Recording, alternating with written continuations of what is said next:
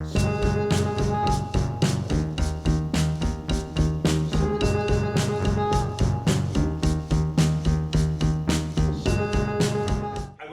to Oprah's Super Soul podcast in the car, as you all should do, because it's really inspiring. And she was talking to Thich Nhat Hanh, who's a Vietnamese Buddhist, and some of you might know him. My early work was really influenced by his teachings. I haven't heard a lot about him in a while, and this interview was really powerful. And he said some things that I thought were like, of course I was in the car, I was like, yes, oh my God, yes!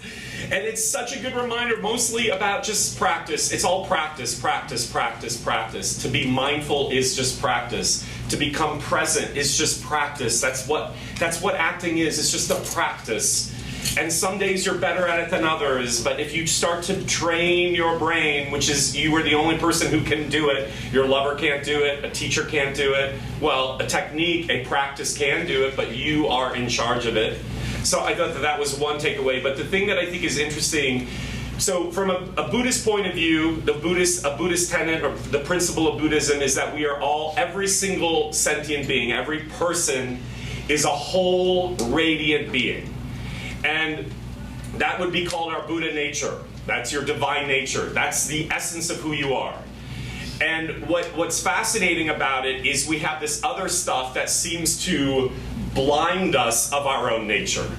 You've maybe heard it said many different ways, but generally, like the icky, weird, gross parts of ourselves that we judge often encroach upon our light and obstruct our own view of our radiantness. That is truth.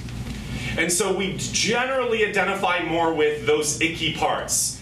I'm an asshole. Other ways you describe yourself, probably moment to moment. Stupid, fat, ugly, petty, selfish. That's what happens. So we start to identify with that, and that can also lead to pain and suffering.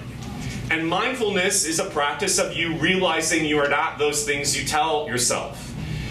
But what I think is so fascinating, what he said, that really was a very exciting way for me to hear it in a different way, is I often talk about it in terms of, yin and yang, or the dichotomy of light and dark, or that there's we can't know one thing without the other. But he said to be, meaning being, is to interbe.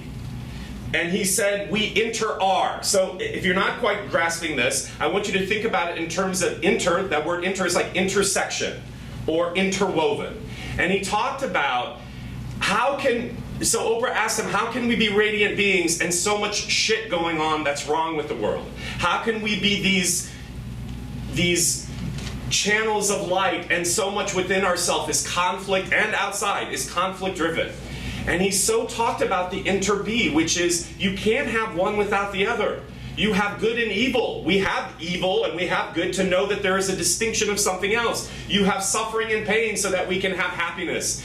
And this is absolutely correlated to what I'm talking about all the time in class. We get into trouble in our work and in our lives when we try to compartmentalize and remove the parts that we judge as bad, evil, wrong, up, messy, angry. Those parts are essential in the transformational process. If you know anything about Buddhism, one of the most common images is the lotus flower that grows out of the what? Shit. The shit or the mud. Yes. Aussies call it shit. The mud. The mud is all the stuff that you and I and every being on the planet has. But it's essential to create the growth of the what? The flower, which is your potential. Do you get what I'm saying? So we want to try to judge less the parts of ourselves that we have been told are terrible and awful and unlovable and undeserving and stupid and f***ed up and messy. That's somebody else's fear of the stuff that you actually need to transform kids. That's powerful. I was never taught that in my 20s.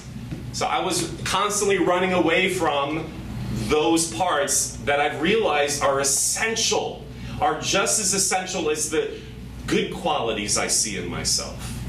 We just want to try to not label them.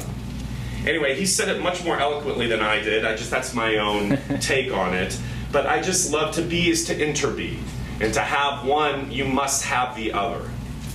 It's really like, it's so beautiful.